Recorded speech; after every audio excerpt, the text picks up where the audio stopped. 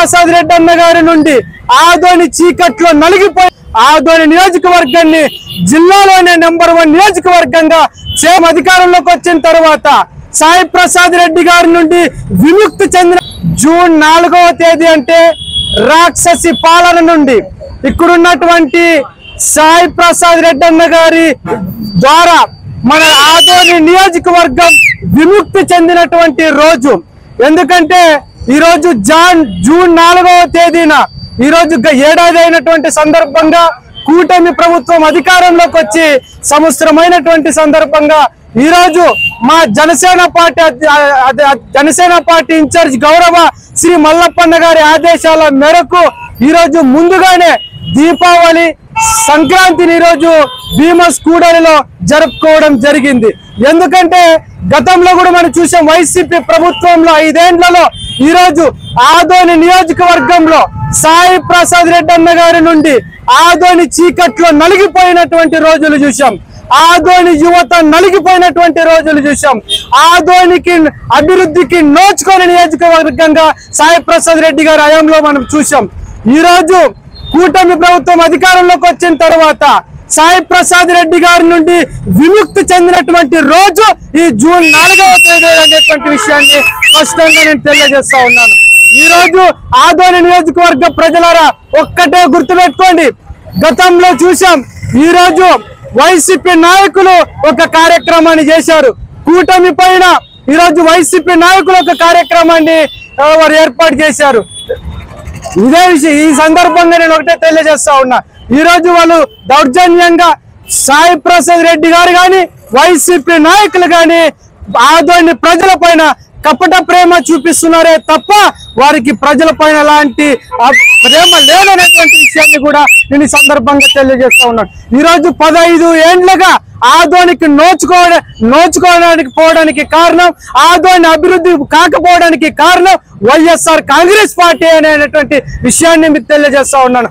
ఆదోని అభివృద్ధి చెందకపోవడానికి కారణం మాజీ శాసనసభ్యులు సాయి ప్రసాద్ రెడ్డి గారు అనేటువంటి విషయాన్ని కూడా నేను ఈ సందర్భంగా తెలియజేస్తా ఉన్నాను.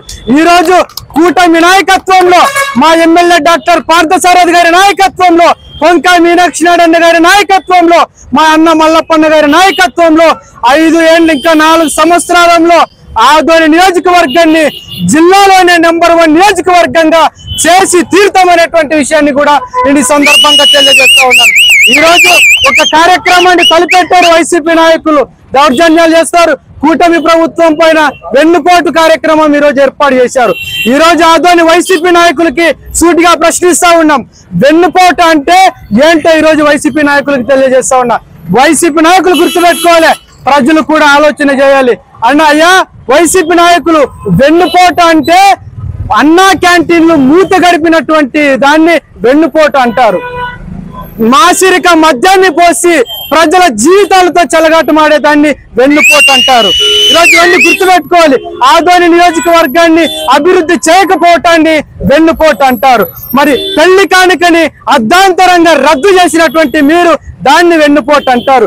మీరు చేసినటువంటి వెన్నుపోటు పైన మీరే ఈరోజు ర్యాలీలు చేయడం అనేటువంటిది సరైనటువంటిది కాదు.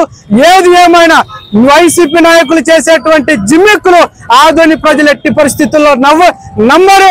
మీరు చేసినటువంటి ఈరోజు కార్యక్రమం ఏదైతే ఉందో మీ కార్యక్రమాన్ని చూసి ఆదోనిలో ప్రతి గడప నవ్వుకున్నటువంటి పరిస్థితి. ఈరోజు మరి ఇంకొక విషయాన్ని కూడా తెలియజేస్తా ఉన్నా, మీరు సిలిండర్ రేట్లను పెంచి ఆకాశానికి పెంచి ప్రజల జీవితాలతో ఆడుకున్నారు, దాన్ని వెన్నుపోటు అంటారు. ఈ రోజు కూటమి ప్రభుత్వం అధికారంలోకి వచ్చిన తర్వాత ప్రతి ఇంటికి ఉచితంగా సంవత్సరానికి 3 సిలిండర్లను ఇచ్చి ప్రజల జీవితాల్లో వెలుగు నింపింది కూటమి ప్రభుత్వం, ఎన్డీఏ సర్కార్ అనేటువంటి విషయాన్ని కూడా నేను ఈ సందర్భంగా తెలియజేస్తున్నాను. ఆదోని ప్రజలారా, ఏది ఏమైనా మీ అభివృద్ధి కోసమే ఆదోని నియోజకవర్గ అభివృద్ధి కోసమే ఆదోని నియోజకవర్గాన్ని జిల్లాలోనే నెంబర్ 1 నియోజకవర్గంగా చేసేంత వరకు మీకు అందరికీ కూడా అండగా ఉంటామనేటువంటి విషయాన్ని తెలియజేస్తూ ఈరోజు జనసేన పార్టీ తరఫున ఇంత పెద్ద కార్యక్రమానికి వచ్చినటువంటి ప్రతి ఒక్కరికి, మా మీడియా సోదరులకి, మా దీనికి సహకరించినటువంటి పోలీస్ శాఖ వారందరికీ కూడా పేరు పేరున నా నమస్కారాలు తెలియజేసుకుంటూ సెలవు తీసుకుంటున్నాను. నా పేరు ఎం పులిరాజు, ఆదోని జనసేన పార్టీ మండల నాయకులు. వర్ధిల్లాలి పవన్ కళ్యాణ్ గారి నాయకత్వం, వర్ధిల్లాలి పవన్ కళ్యాణ్ గారి నాయకత్వం, వర్ధిల్లాలి పవన్ కళ్యాణ్ గారి నాయకత్వం, వర్ధిల్లాలి కూటమి పార్టీల నాయకత్వం, వర్ధిల్లాలి మల్లప్పన్న గారి నాయకత్వం, వర్ధిల్లాలి మల్లప్పన్న గారి నాయకత్వం. జై హింద్, జై భీమ్.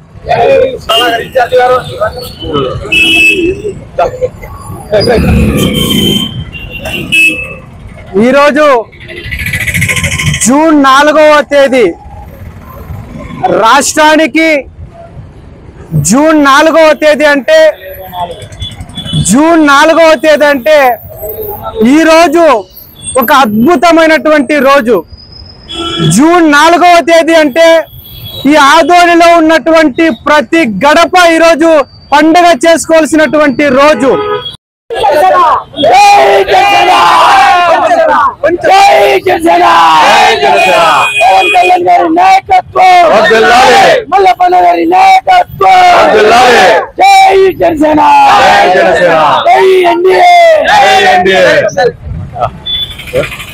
అందరికీ నమస్కారం. ఈరోజు రాక్షస పాలన పోయి రాముడి పాలన మొదలైన రోజు. ఈరోజు 5 సంవత్సరాలు ఆంధ్రప్రదేశ్ ప్రజలను పట్టి పిడిచినటువంటి వైఎస్ఆర్ ప్రభుత్వాన్ని గద్దెకు దించి ఎన్డీఏ కూటమి అధికారంలోకి వచ్చి ఈరోజు సంవత్సరమైన సందర్భంగా జూలై 4వ తారీఖున ఎన్డీఏ కూటమి వారందరూ కలుపుకొని మా జనసేన అధ్యక్షులు శ్రీ కొణిదెల పవన్ కళ్యాణ్ గారు, డిప్యూటీ సీఎం గారు మాకు దిశానిర్దేశం చేశారు.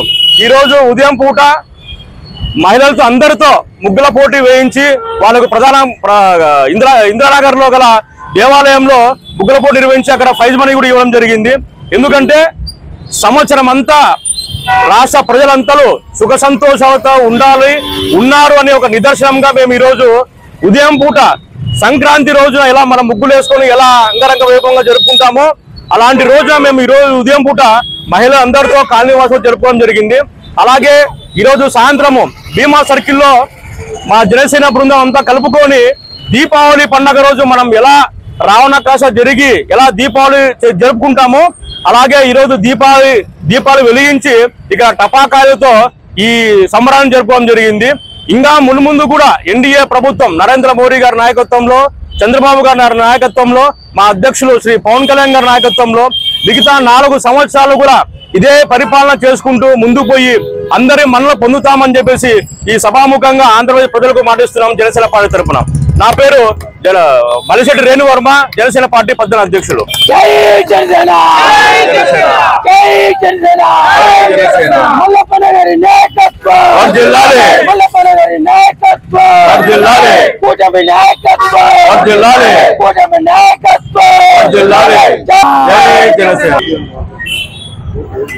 ఈరోజు